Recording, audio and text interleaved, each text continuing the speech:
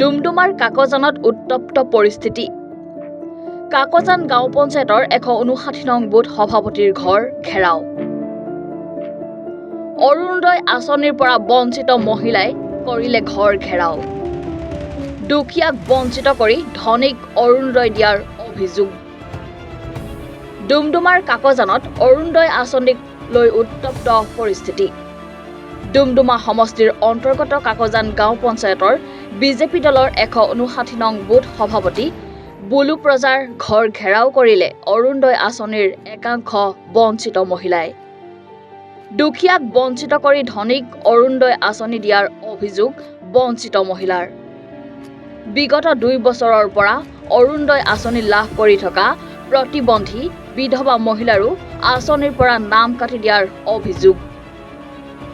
প্ৰতিবন্ধী বিধৱা মহিলাক বঞ্চিত কৰি ঘৰচীয়া হাতী গাড়ী থকা অৱস্থা সম্পন্ন পৰিয়ালক অৰুণোদয় আঁচনি দিয়াৰ অভিযোগ উঠিছে।